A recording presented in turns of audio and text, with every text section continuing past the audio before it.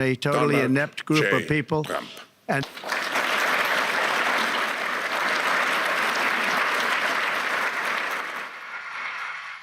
well, thank you very much, Klaus, and hello to everyone in beautiful Davos. This has been a truly historic week in the United States. 3 days ago, I took the oath of office, and we began the golden age of America. The recent presidential election was won by millions of votes, and all seven, every one of them, all seven swing states.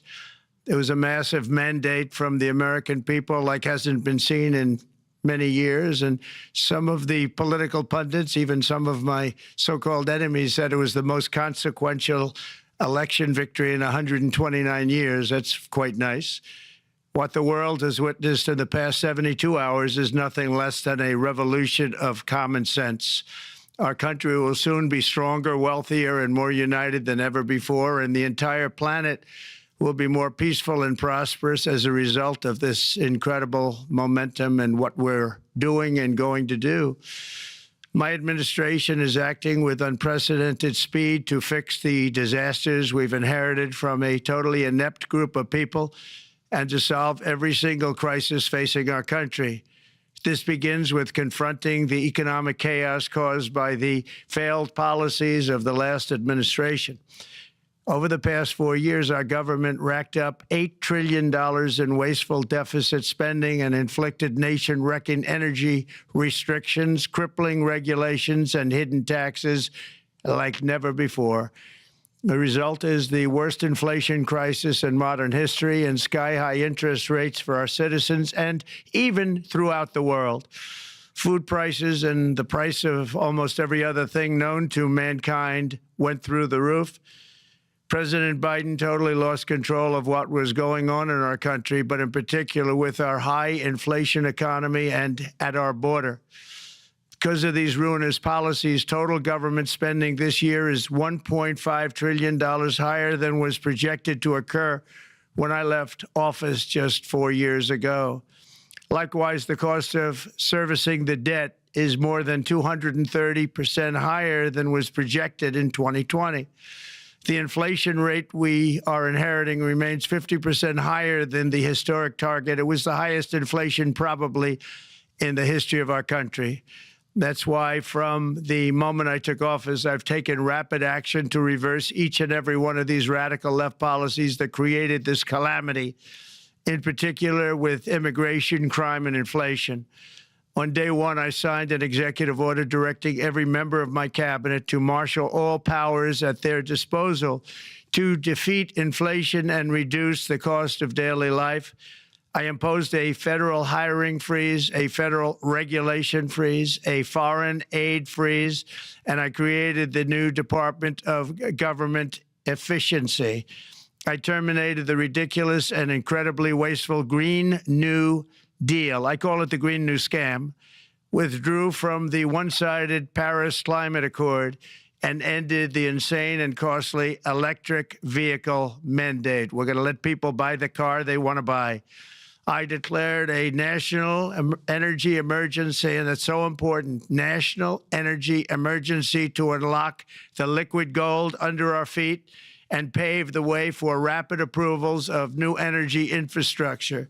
The United States has the largest amount of oil and gas of any country on earth, and we're going to use it. Not only will this reduce the cost of virtually all goods and services, it'll make the United States a manufacturing superpower and the world capital of artificial intelligence and crypto.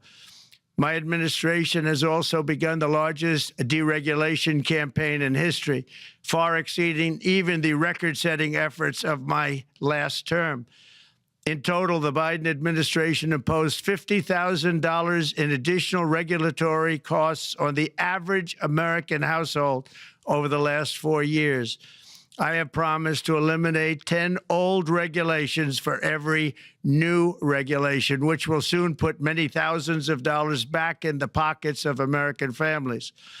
To further unleash our economy, our majorities in the House and Senate, which we also took along with the presidency, are going to pass the largest tax cut in American history, including massive tax cuts for workers and family, and big tax cuts for domestic producers and manufacturers.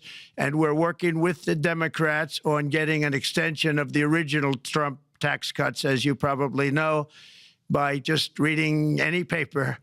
My message to every business in the world is very simple. Come make your product in America, and we will give you among the lowest taxes of any nation on earth. We're bringing them down very substantially, even from the original Trump tax cuts.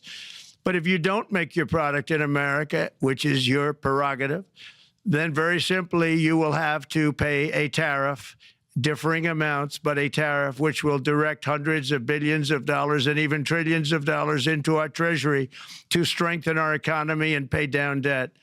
Under the Trump administration, there will be no better place on earth to create jobs, build factories, or grow a company than right here in the good old USA.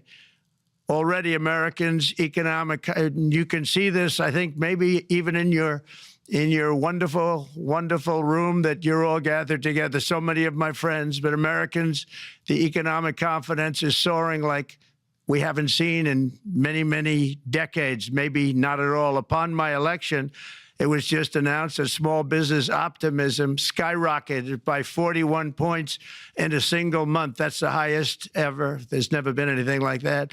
SoftBank has announced between a $100 and $200 billion investment in the U.S. economy because of the election result. And just 2 days ago, Oracle, SoftBank, and OpenAI announced a $500 billion investment in AI infrastructure. Other companies likewise have announced billions and billions and billions, adding up to trillions of investment in America, in the United States. And it's also reported today in the papers that Saudi Arabia will be investing at least $600 billion in America. But I'll be asking the Crown Prince, who's a fantastic guy, to round it out to around $1 trillion. I think they'll do that because we've been very good to them.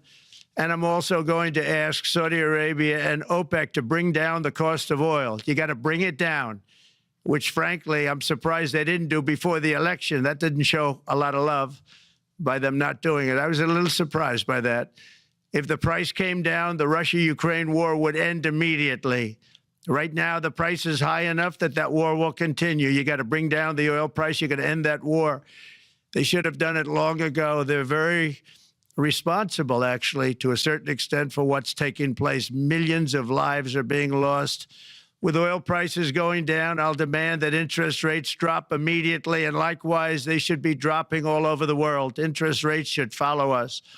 All over, the progress that you're seeing is happening because of our historic victory in a recent presidential election, one that has become quite well known throughout the world. I think a lot of things are happening to a lot of countries. They say that there's light shining all over the world since the election, and even countries that we aren't particularly friendly with are happy because they understand what there is a future and how great the future will be. Under our leadership, America is back and open for business. And this week, I'm also taking swift action to stop the invasion at our southern border. They allowed people to come in at levels that nobody's ever seen before. It was ridiculous. I decided and declared to do, and very, very importantly, a national emergency on our border, immediately halted all entry of illegal border crossers, of which there were many, and began promptly returning the illegal trespassers back to the place from which they came. That action, as you've probably seen, has already started very strongly. I've deployed active duty U.S. military and National Guard troops to the border to assist in repelling the invasion. It was really an invasion. We will not allow our territory to be violated. After 4 long years, the United States is strong and sovereign and a beautiful nation. Once again, it's a strong, sovereign nation. In addition, I'm pleased to report that America is also a free nation once again. On day one, I signed an executive order to stop all government censorship. No longer will our government label the speech of our own citizens as misinformation or disinformation. which are the favorite words of censors and those who wish to stop the free exchange of ideas and, frankly, progress. We have saved free speech in America, and we've saved it strongly. With another historic executive order this week, I also ended the weaponization of law enforcement against the American people and, frankly, against politicians, and restored the fair, equal, and impartial rule of law. My administration has taken action to abolish all discriminatory diversity, equity, and inclusion nonsense, and these are policies that were absolute nonsense throughout the government and the private sector. With the recent yet somewhat unexpected great Supreme Court decision just made, America will once again become a merit-based country. You have to hear that word, merit-based country. And I've made it official, an official policy of the United States, that there are only two genders, male and female. And we will have no men participating in women's sports, and transgender operations, which became the rage, will occur very rarely. Finally, as we restore common sense in America, we're moving quickly to bring back strength and peace and stability abroad. I'm also going to ask all NATO nations to increase defense spending to 5% of GDP, which is what it should have been years ago. It was only at 2%, and most nations didn't pay until I came along. I insisted that they pay, and they did, because the United States was really paying the difference at that time, and it was unfair to the United States. But many, many things have been unfair for many years to the United States. Before even taking office, my team negotiated a ceasefire agreement in the Middle East, which wouldn't have happened without us, as I think most of the people in the room know. Earlier this week, the hostages began to return to their families. They are returning, and it's a beautiful sight, and they'll be coming in more and more. They started coming back on Sunday. Our efforts to secure a peace settlement between Russia and Ukraine are now hopefully underway. It's so important to get that done. That is an absolute killing field. Millions of soldiers are being killed. Nobody's seen anything like it since World War II. They're laying dead all over the flat fields. It's a flat field farmland, and there's millions of Russians and millions of Ukrainians. Nobody's seen anything like it since World War II. It's time to end it. And here in America, we have big events coming up. Next year, we have the 250th anniversary of America's founding. I'm so honored to be president during that. That's been a big event. They've been talking about it for 10 years. We also have the World Cup, and I understand Gianni's in the room. Infantino, he was very instrumental in helping us get it. He's there with you someplace, I think, and I want to thank him for that. And then we have the Olympics coming up, which I was instrumental in getting also in my first term. And who would have known that by skipping a term, I would get the Olympics? I was upset. I said, you know, I got the Olympics to come and I won't be president. But it turned out through a stroke of luck, or whatever you might call it, that I'm going to be president during the World Cup and the Olympics and the 250th anniversary. So that's going to be three big events. And we've accomplished more in less than 4 days. We have really been working 4 days than other administrations have accomplished in 4 years. And we're just getting started. It's really an amazing thing to see, and the spirit and the light over our country has been incredible. Under the last administration, our nation has suffered greatly, but we're going to bring it back and make it greater, bigger, stronger, better than ever before. I want to thank everybody for being with you. I would have been there myself, except the inauguration was 2 days ago. I thought it might be a little bit quick to make it the first stop, but we'll get there one day. We hope to get there. But I do appreciate, I heard the audience is fantastic, and many of my friends are in the audience, and I will be taking questions now from some very distinguished people. Thank you all very much.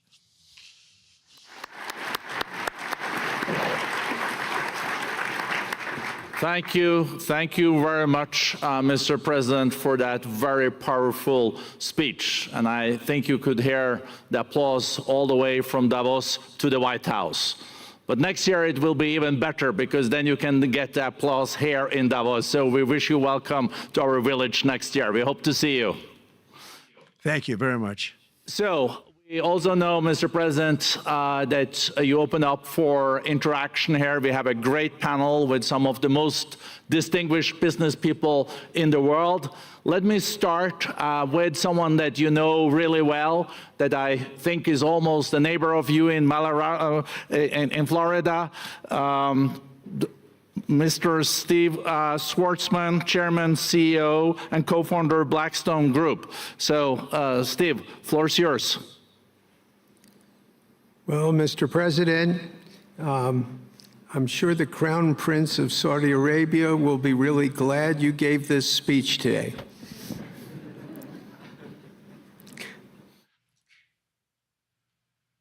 You've had the busiest 4 days that anybody can imagine, and congratulations for that.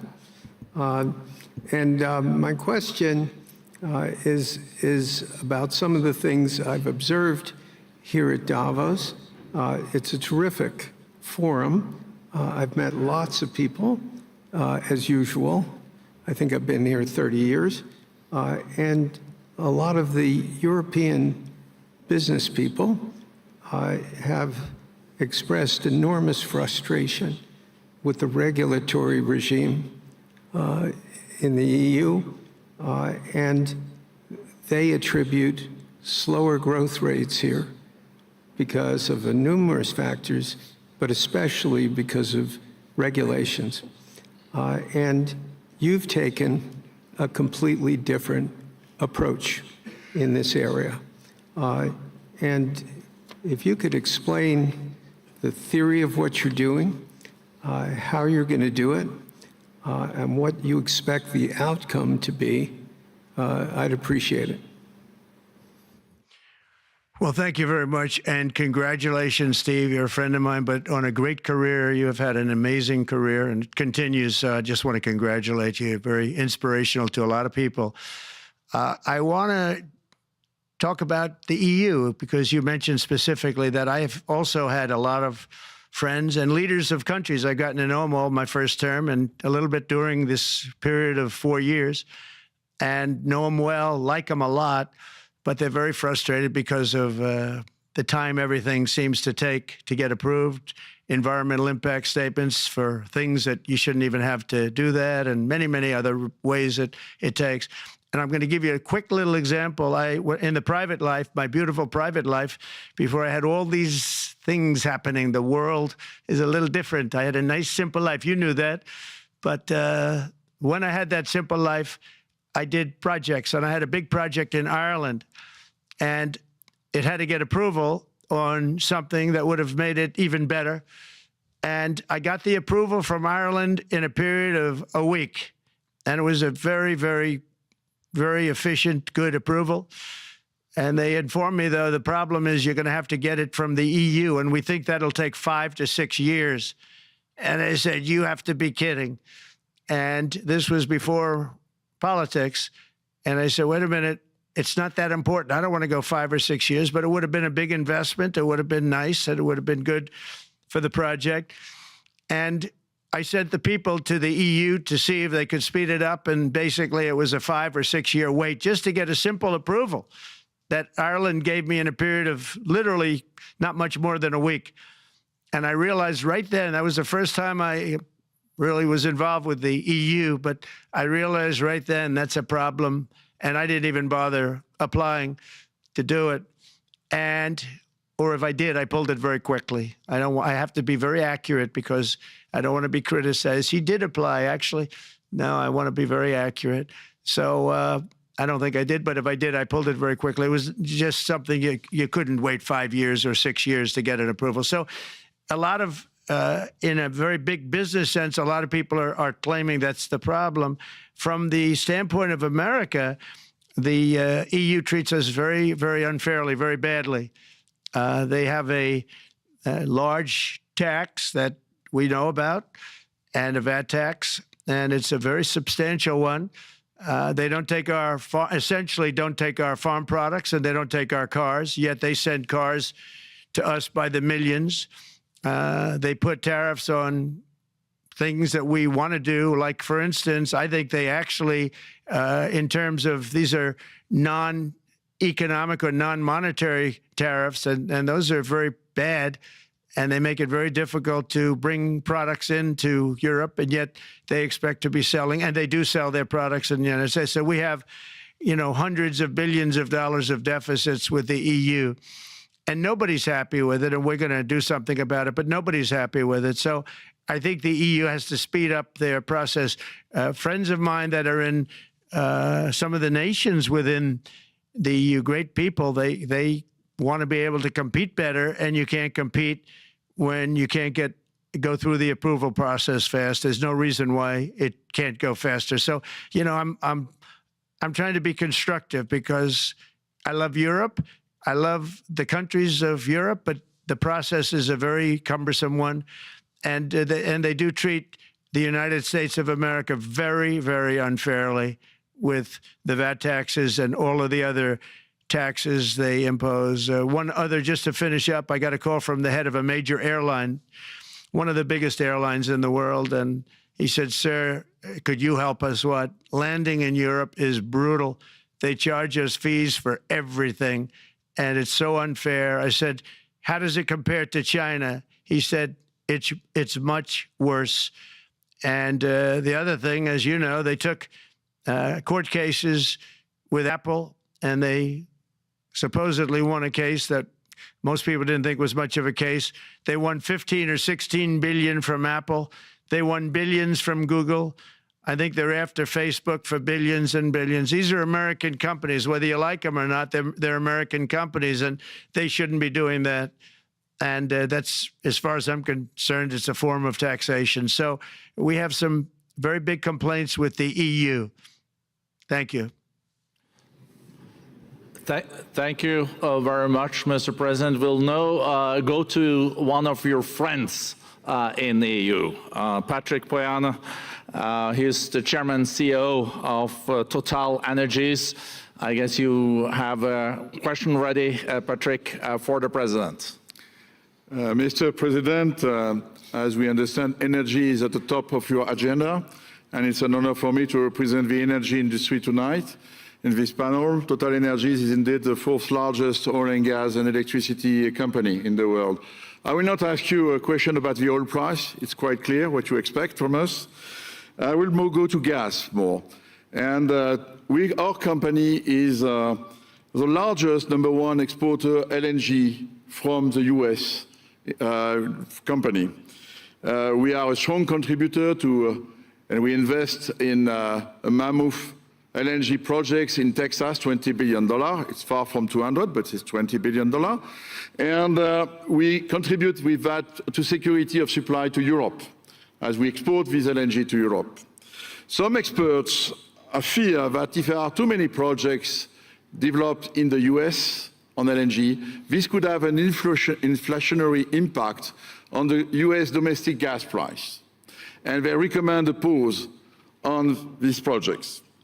I would ask you the following question: what are your views about such a pause on investments on LNG in the US?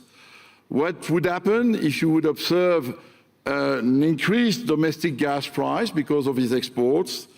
And final question, which is important for Europe: would you agree to guarantee security of supply of US LNG to Europe?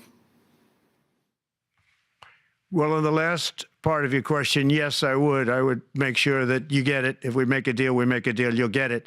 Because a lot of people do have that problem. They make a deal and then it can't get supplied because of war-type problems and other problems. So we would absolutely do that. LNG is very interesting because when I took office for the first term, one of the first things I looked at was there were two very massive plants in Louisiana, a state that has been very good to me, won it by many, many points. And I felt strongly indebted to it, actually. And they said there are two plants that have been under environmental consideration for more than 10 years. And they were costing, as you say, you know how expensive those plants are, but they were costing like 12 billion and I think 14 or 15 billion, but they couldn't get their permits. They were in review for years, many, many years, like a decade or more. And I said, so ridiculous. I know so much about that because in the construction industry, I had to go through it too, but I got good at it after a while. But I saw the projects, and you're talking about a total investment of 25 to $30 billion, and it looked like it was going to end. They couldn't get their permits, and I got them done in less than a week. It was done, completed. In fact, when they called them to announce that it was done, the countries, largely countries, Japan was involved and another country and some very big investors, they couldn't believe it. They actually couldn't believe it. And I said, just do yourself one favor. Don't pay any consultants, because the only one that got it done was me. I got it done because it was the right thing to do for the U.S. and for the world, but the consultants had nothing to do with it. You know, the consultants go in and they say, give us millions of dollars because Trump did it. Nobody called me about it. I just heard it was a problem for years. And I got it done because it was the right thing to do for the U.S. and the right thing to do for beyond. It had to do with energy, very important. So I think it's very important. I think I disagree with one. I think the more that you do, the lower the price is going to go. And what I'd like to see is rapid approvals. We're going to give very rapid approvals in the United States, like with the AI plants, talking to many people want to build them. That's going to be a very big thing. We're going to build electric generating facilities. They are going to build. I'm going to get them the approval. Under emergency declaration, I can get the approvals done myself without having to go through years of waiting. And the big problem is we need double the energy we currently have in the United States. Can you imagine? For AI to really be as big as we want to have it, because it's a very competitive, it'll be very competitive with China and others. So I'm going to give emergency declarations so that they can start building them almost immediately. And I think it was largely my idea because nobody thought this was possible. It wasn't that they were not smart, because they're the smartest.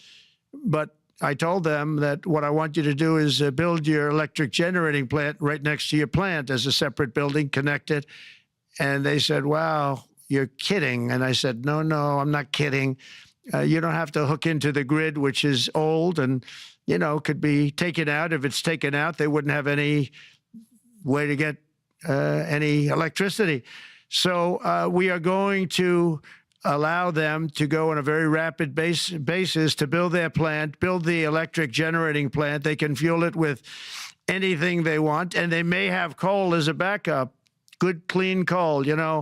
If there were a problem with a pipe coming in, as an example, you're going with gas, oil or gas, and a pipe gets blown up or for some reason doesn't work, there are some companies in the U.S. that have coal sitting right by the plant so that if there's an emergency, they can go to that short-term basis and use our very clean coal. So that's something else that a lot of people didn't even know about. But nothing can destroy coal, not the weather, not a bomb, nothing. It might make it a little smaller, might make it a little different shape, but coal is very strong as a backup. It's a great backup to have that facility, and it wouldn't cost much more money.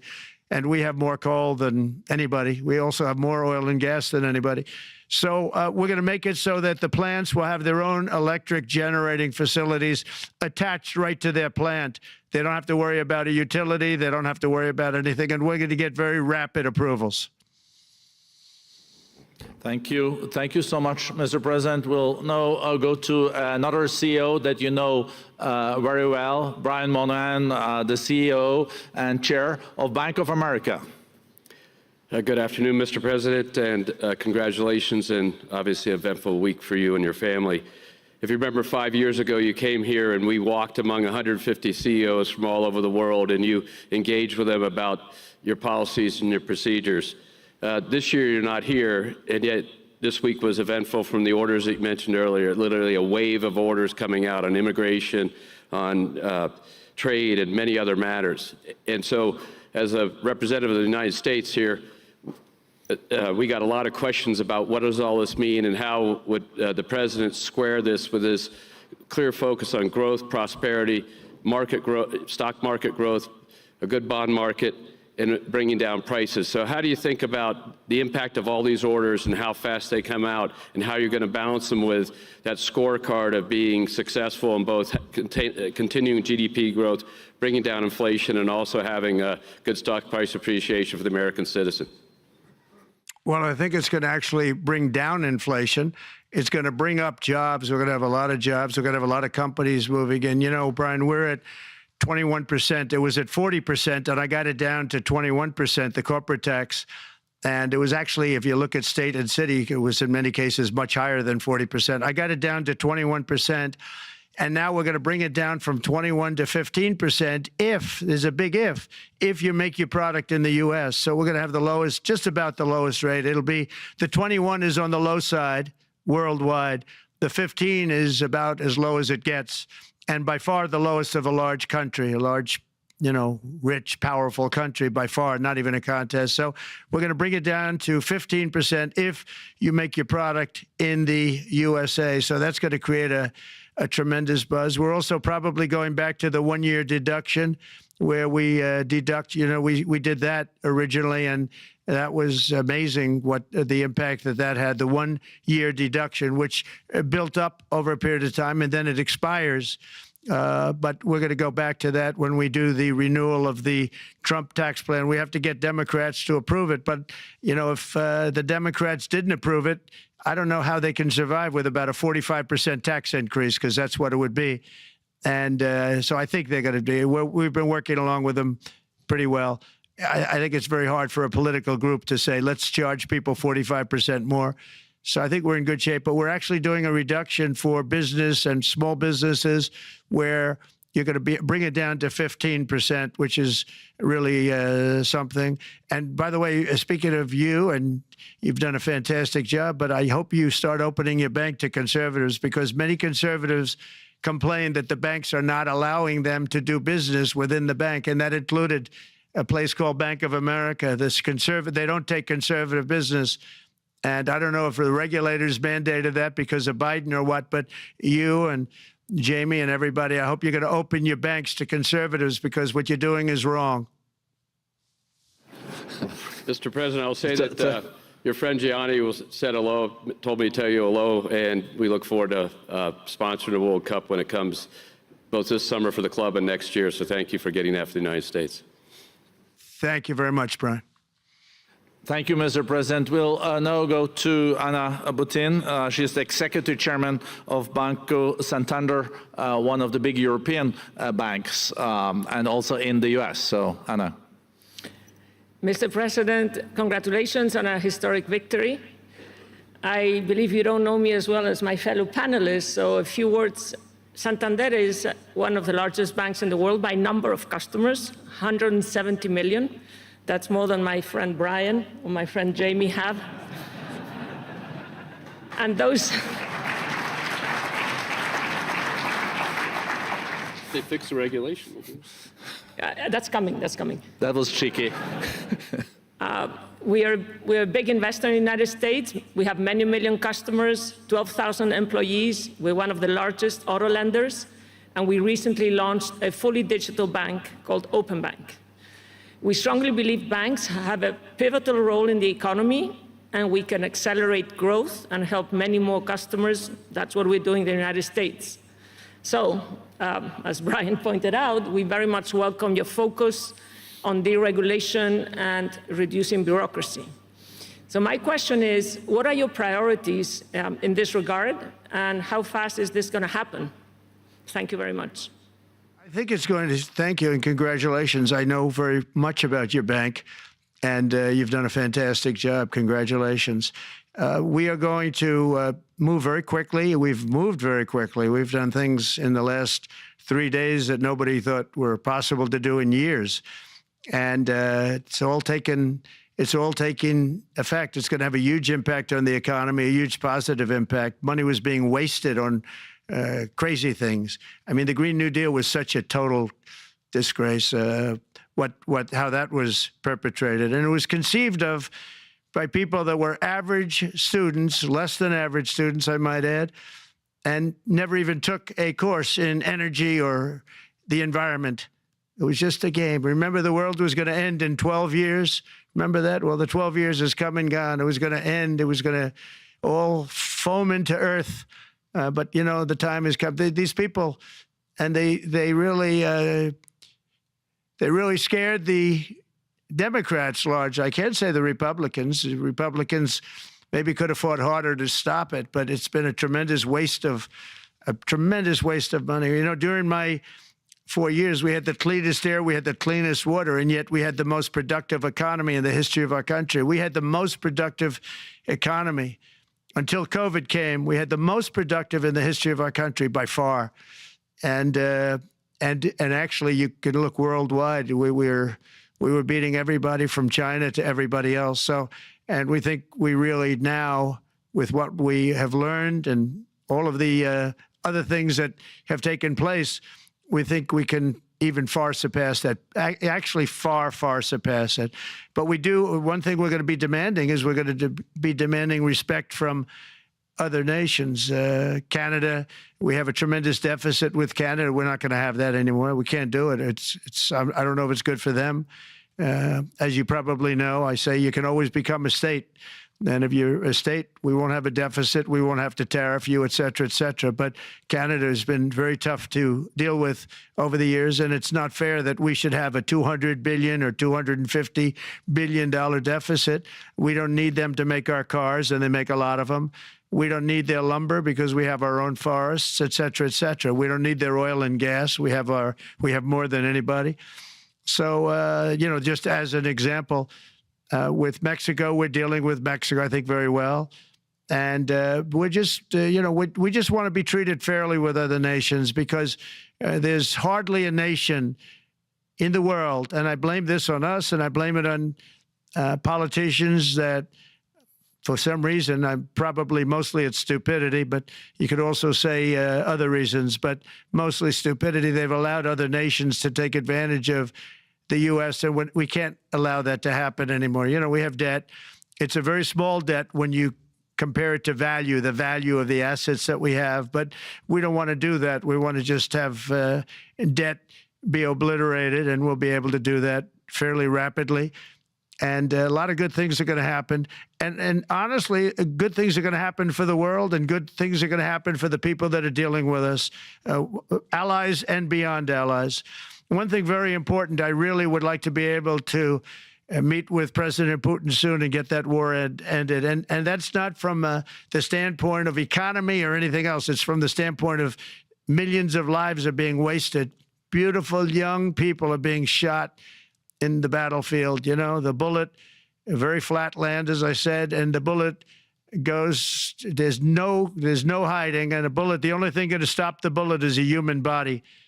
And you have to see, I've seen pictures of what's taken place. It's a carnage, and we really have to stop that war. That war is horrible. And I'm not talking economy. I'm not talking economics. I'm not talking about natural resource. I'm just talking about there's so many young people being killed in this war. And that's not including the people that have been killed as the cities are being, you know, knocked down building by building. So we really should get that stopped. Likewise, in the Middle East, I think we've made a lot of progress in the Middle East, and I think that's gonna come along pretty well. Thank you. Thank you, Mr. President. We know that the most consequential relationship in the world is between the U.S. and China. U.S. 28% of the global economy, China close to 20%. That's almost half of the global GDP. And we know that you called President Xi Jinping last Friday. We heard that you had a good discussion. How do you see the relationship between the U.S. and China in the next 4 years under your leadership? He called me, but I see it very good. I think that we're going to have a very good relationship. All we want is fairness. We just want a level playing field. We don't want to take advantage. We've been having massive deficits with China. Biden allowed it to get out of hand. He's $1.1 trillion deficit. It's ridiculous. And it's just an unfair relationship. And we have to make it just fair. We don't have to make it phenomenal. We have to make it a fair relationship. Right now, it's not a fair relationship. The deficit is massive, as it is with other countries, a lot of Asian countries, actually. But we have deficits that are very big, and we can't keep doing that. So we're not going to keep doing that. But I like President Xi very much. I've always liked him. We always had a very good relationship. It was very strained with COVID coming out of Wuhan. Obviously, that strained it. I'm sure it strained it with a lot of people, but that strained our relationship. But we always had a great relationship, I would say, and we look forward to doing very well with China and getting along with China. Hopefully, China can help us stop the war with, in particular, Russia, Ukraine. They have a great deal of power over that situation, and we'll work with them. And I mentioned that during our phone conversation with President Xi, and hopefully we could work together and get that stopped. We'd like to see denuclearization. In fact, with President Putin, prior to an election result, which was frankly ridiculous, we were talking about denuclearization of our two countries, and China would have come along. China has a much smaller, right now, nuclear armament than us, or field than us, but they're going to be catching it at some point over the next 4 or 5 years. And I will tell you that President Putin really liked the idea of cutting way back on nuclear, and I think the rest of the world, we would have gotten them to follow, and China would have come along too. China also liked it. Tremendous amounts of money are being spent on nuclear, and the destructive capability is something that we don't even want to talk about today because you don't want to hear it. It's too depressing. So we want to see if we can denuclearize, and I think that's very possible.